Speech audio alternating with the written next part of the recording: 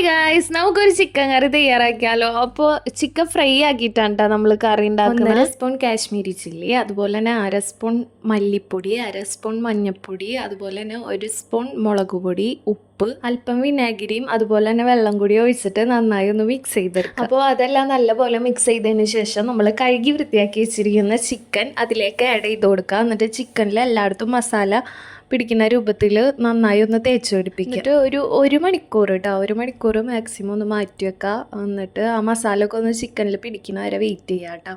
അപ്പോൾ 1 മണിക്കൂർ മാറ്റി വെച്ചതിന് ശേഷം നമുക്ക് ഇതൊന്ന് ഫ്രൈ ആക്കി എടുക്കാം കേട്ടോ. ഫ്രൈ ആക്കി എടുക്കാനായിട്ട് വെളിച്ചെണ്ണ ഒന്ന് ചൂടായി വന്നതിന് ശേഷം കുറച്ച് കറിവേപ്പില ആഡ് ചെയ്ത് കൊടുക്കുക.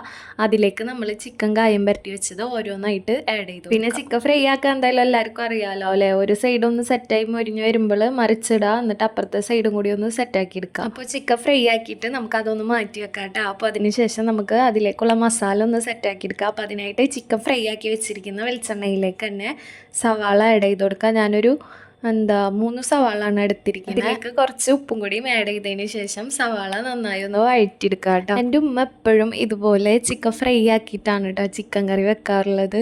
അപ്പോൾ എനിക്ക് പെട്ടെന്ന് ഇന്ന് ചിക്കൻ കറി ഉണ്ടാക്കിയപ്പോൾ ഉമ്മാനാണ് ഓർമ്മ വന്നത്. വേറെ ഒന്നല്ല, ചിക്കൻ ഫ്രൈ ആക്കി വെച്ചിട്ട് ഒരു പീസ് എടുക്കട്ടെ ഉമ്മ, ഒരു പീസ് എടുക്കട്ടെ എന്ന് പറഞ്ഞിട്ട് ഇങ്ങനെ വരും. അപ്പോൾ ഒരു പീസ് ഇത് ലാസ്റ്റ് ഇട്ടാന്ന് പറഞ്ഞിട്ട് ഒരു പീസ് തരും. പക്ഷെ നമ്മൾ ഉമ്മമാരല്ലേ, പിന്നെയും പറയുക കിച്ചണിൽ ചെല്ലുമ്പോൾ ഒരു പീസും കൂടി ഇത് ലാസ്റ്റ് ഇട്ടാന്ന് പറഞ്ഞിട്ട് അടുത്ത പീസ് കൊടുക്കും. അങ്ങനെ ഫ്രൈ ആക്കിയത് അപ്പനെ കഴിക്കുമ്പോൾ ഒരു ടേസ്റ്റ് ആണ്. ഇഷ്ടമാണ് കേട്ടോ ഫ്രൈ ആക്കി വെച്ചിരിക്കുന്ന ചിക്കൻ അപ്പനെ കഴിക്കാൻ വേണ്ടിയിട്ട്. അപ്പോൾ നമ്മൾ സവാളൊക്കെ ഒന്ന് വഴണ്ടി വന്നതിന് ശേഷം ഇഞ്ചി, വെളുത്തുള്ളി, പച്ചമുളക് എന്നിവ ചതച്ചത് ആഡ് ചെയ്ത് കൊടുത്തിട്ടുണ്ട്.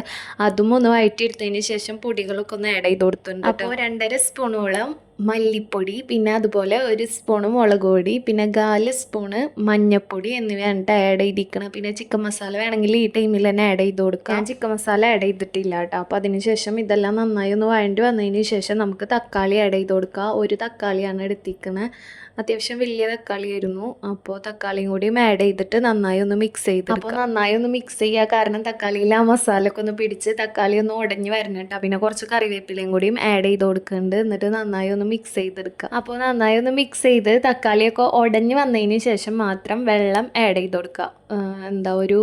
ഞാനിവിടെ ഒരു 3/4 ഗ്ലാസ് വെള്ളം ആഡ് ചെയ്ത് കൊടുത്തത്. കുറച്ച് കറി കൂടുതൽ വേണമായിരുന്നു, അപ്പോൾ അതുകൊണ്ട് 3/4 ഗ്ലാസ് വെള്ളം കൂടി ആഡ് ചെയ്തിട്ട് നന്നായി ഒന്ന് മിക്സ് ചെയ്ത്. അപ്പോൾ വെള്ളം ആഡ് ചെയ്തതിന് ശേഷം ഒന്ന് തിളമൊക്കെ വന്ന് നല്ലപോലെ എണ്ണമെഴുക്കൊക്കെ തെളിഞ്ഞ് വന്നിട്ടുണ്ട്.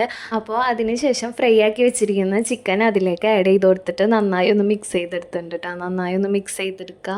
അപ്പോൾ നന്നായി ഒന്ന് മിക്സ് ചെയ്തെടുത്തതിന് ശേഷം നമ്മൾ ലാസ്റ്റ് സ്റ്റെപ്പാണ് കുറച്ച് ഗരം മസാല മേലെ ഒന്ന് ആഡ് ചെയ്ത് കൊടുക്കുന്നുണ്ട്. എന്നിട്ട് മൂടി വെച്ചിട്ട് ഒരു 15 മിനിറ്റ് ലോ ഫ്ലെയിമിൽ കേട്ടോ നന്നായി ഒന്ന് മിക്സ് ചെയ്തിട്ട് മൂടി വെക്കുക. എന്നിട്ട് 15 മിനിറ്റ് ലോ ഫ്ലെയിമിൽ അടച്ച് വെച്ചൊന്ന് നമുക്ക് ജസ്റ്റ് വേവിച്ചെടുക്കാം. ഓൾറെഡി ഫ്രൈ ചെയ്തതാണ്, എന്നാലും ഒരു മസാല ഒക്കെ ഒന്ന് ആ ചിക്കനിൽ പിടിക്കാൻ വേണ്ടിയിട്ട് നമുക്കൊരു 15 മിനിറ്റ് വെയിറ്റ് ചെയ്യാം മൂടി വെച്ചിട്ട്. അപ്പോൾ ഒരു 15 മിനിറ്റ് ഒക്കെ കഴിഞ്ഞ് തുറന്ന് നോക്കിയപ്പോഴത്തേക്കും നമ്മളെ ചിക്കൻ കറി ഇവിടെ സെറ്റായിട്ടുണ്ട് കേട്ടോ. അപ്പോൾ നല്ലപോലെ നമുക്ക് ചിക്കനിലൊക്കെ മസാല പിടിച്ച് നന്നായി ഒന്ന് സെറ്റായി വന്നിട്ടുണ്ട്.